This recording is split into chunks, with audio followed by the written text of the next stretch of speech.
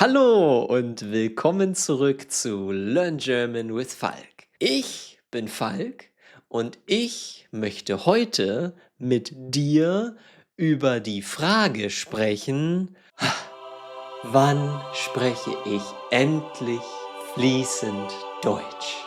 Bevor wir die Frage beantworten, stellt sich die Frage, was bedeutet denn eigentlich fließend? Bedeutet es, wie Goethe zu klingen? Über allen Gipfeln ist Ruh, in den Wipfeln spürest du kaum ein Hauch. Oder bedeutet es, dass du alle deutschen Wörter perfekt aussprechen kannst? Donaudampfgesellschaftsschifffahrtskapitän. Für die meisten bedeutet fließend sprechen wahrscheinlich so ähnlich wie ein Muttersprachler zu klingen. Aber wenn du fließend sprechen kannst, bedeutet das doch eigentlich, dass du in deinem Alltag alle Situationen sprachlich bewältigen kannst. Du kannst in den Supermarkt gehen, du kannst mit dem Arzt sprechen, du kannst auch zum Beispiel zum Bürgeramt oder zum Finanzamt gehen. Wenn du diese Dinge machen kannst, vielleicht nicht perfekt, nicht wie ein Muttersprachler, aber du verstehst alles und du kannst dich äußern und die andere Person versteht dich, dann ist das doch mehr oder weniger fließend, oder? Vergleiche dich nicht mit Muttersprachlern. Du solltest immer auf dich selbst schauen, auf deinen eigenen Fortschritt. Du kannst dich nicht mit einem Muttersprachler vergleichen. Wichtig also, definiere erst einmal für dich ganz genau, was fließend bedeutet. Der Weg zur Sprachflüssigkeit ist oft natürlich kürzer, wenn deine Muttersprache ähnlich ist. Also wenn deine Muttersprache so ähnlich ist wie die deutsche Sprache, dann ist der Weg für dich kürzer, als wenn die Sprachen komplett unterschiedlich sind. So lernen englische Muttersprachler Deutsch meistens leichter als zum Beispiel japanische Muttersprachler. Englisch und Deutsch kommen aus der gleichen Sprachfamilie. Deshalb gibt es Wörter wie Water, Wasser, House, Haus, Friend, Freund, Hand, Hand. Und auch in der Struktur sieht man die Ähnlichkeit. Trotzdem sollte man sich nicht 100% darauf verlassen. Zwischen Deutsch und Englisch gibt es viele falsche Freunde, also Wörter, die zwar gleich oder ähnlich klingen, aber eine komplett andere Bedeutung haben. Zum Beispiel ist das englische Wort Gift im Deutschen das Geschenk. Das deutsche Wort das Gift bedeutet auf Englisch Poison. Wenn ein englischer Muttersprachler, der gerade Deutsch lernt, dich also fragt, möchtest du ein Gift, solltest du aufpassen und lieber nochmal nachfragen. Natürlich haben auch Deutsche dieses Problem der falschen Freunde, wenn sie Englisch lernen. In deutschen Schulen gibt es zum Beispiel einen lustigen Satz, wie wir uns einen falschen Freund merken können. I hope I can become a nice girlfriend. Dieser Satz ist natürlich falsch. Weißt du, was hier falsch ist und warum Deutsche diesen Fehler machen? Ähnlichkeiten sind also natürlich, eine gute Option, die Sprache schneller zu verstehen. Du solltest dich aber nicht 100% darauf verlassen. Eine neue Sprache ist eine neue Welt und versuche nicht, deine Welt in die neue Welt zu pressen. Das wird nicht funktionieren. Wichtig ist auch, Deutsch in seinen Alltag zu integrieren. Wenn man in einem deutschsprachigen Land lebt, also Deutschland, die Schweiz oder Österreich, hat man natürlich den Vorteil, dass man nur rausgehen muss und man sieht sofort die Sprache überall, man hört sie überall.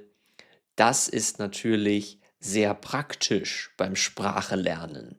Aber auch wenn du nicht in Deutschland lebst, kannst du die deutsche Sprache in deinen Alltag ein bisschen integrieren. Zum Beispiel mit Podcasts oder mit Nachrichten.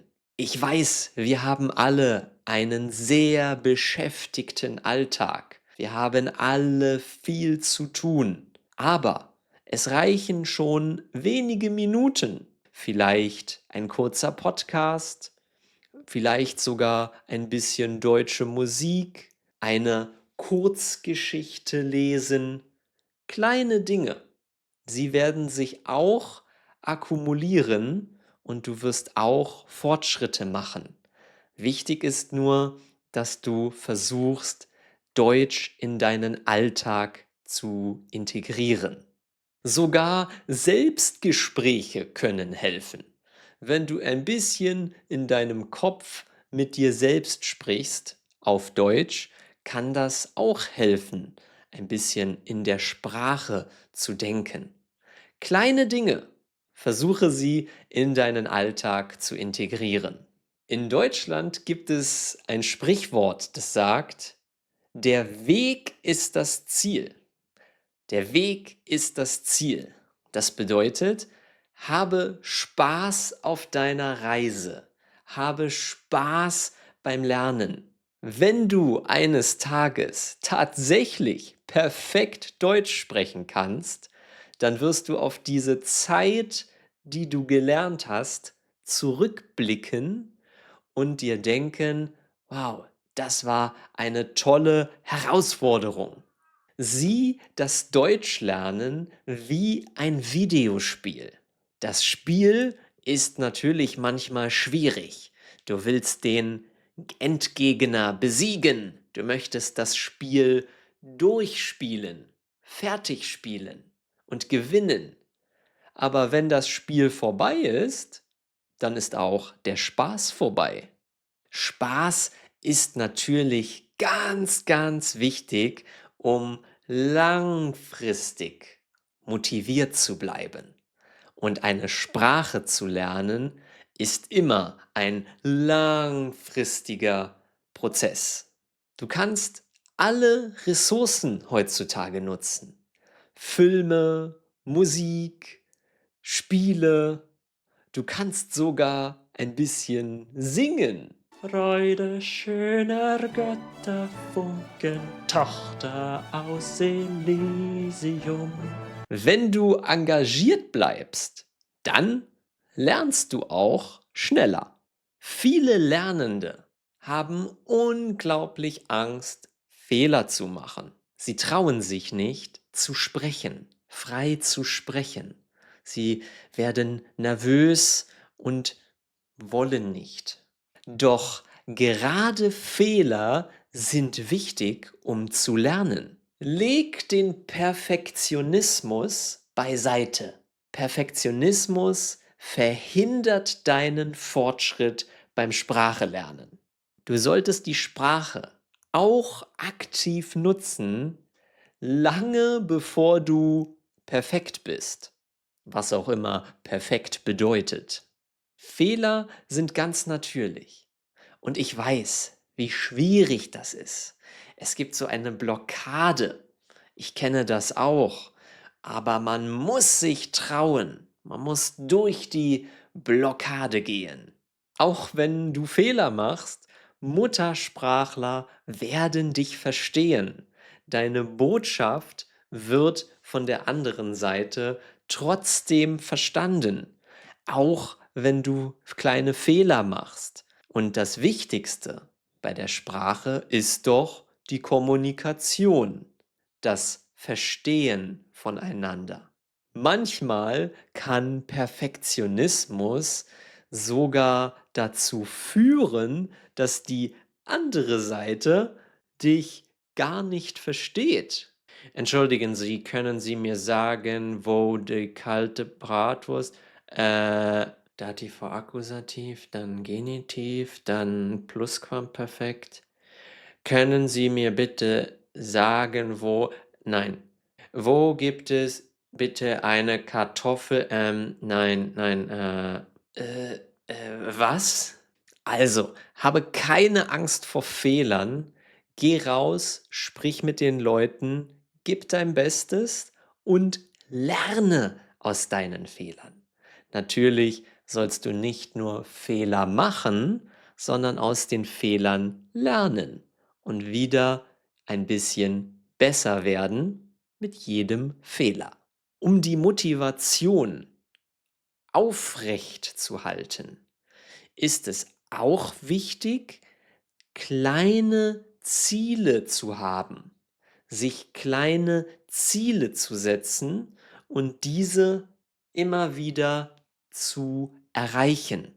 Kleine Ziele, das kann zum Beispiel ein kleines Video sein, das du gut verstehen kannst, oder ein Podcast, den du 100% oder 90% verstehen kannst. Vielleicht auch eine Konversation im Supermarkt oder beim Arzt. Jeder kleine Schritt ist ein Schritt näher an die Sprachflüssigkeit. Und es ist auch wichtig, diese kleinen Fortschritte, diese kleinen Ziele, die du erreicht hast, zu feiern, um motiviert zu bleiben. Eine Sprache lernt man nicht über Nacht. Man lernt es nicht so schnell. Es ist ein langfristiger Prozess. Täglich die Sprache zu üben, ist oft effektiver als nur einmal pro Woche zum Beispiel. Eine feste Routine ist also für jeden Tag sehr hilfreich, auch wenn es vielleicht nur eine kleine Routine ist, vielleicht nur 15 oder 20 Minuten. Ein kurzer Text oder ein kurzer Podcast, natürlich von Learn German with Falk, können dir dabei helfen, eine kleine und kurze Routine in deinen Alltag zu integrieren. Du kannst zum Beispiel auf dem Weg zur Arbeit oder beim Spaziergang einen Podcast hören. Du kannst vor dem Einschlafen noch eine Kurzgeschichte auf Deutsch lesen. Es gibt ein deutsches Sprichwort, das sagt, Rom, also die Stadt Rom, wurde nicht an einem Tag erbaut. Das bedeutet, große Projekte brauchen Zeit. Gib dir also selbst die Zeit und erbaue dein eigenes Rom, die deutsche Sprache. Ich weiß, du willst unbedingt fließend Deutsch sprechen. Aber du hast gesehen, eine Sprache lernen ist ein langer und komplexer Prozess. Ich wünsche dir ganz viel Erfolg auf deiner Lernreise. Und indem du dieses Video geschaut hast, hast du dich wieder ein kleines bisschen verbessert. Also, mach weiter, bleib dran und wenn du Fragen hast, dann schreibe sie in die Kommentare. Was ist deine größte Motivation, um Deutsch zu lernen? Schreibe auch das unbedingt in die Kommentare. Vielen Dank fürs Zuschauen und bis zum nächsten Mal. Tschüss und bis bald. Macht's gut.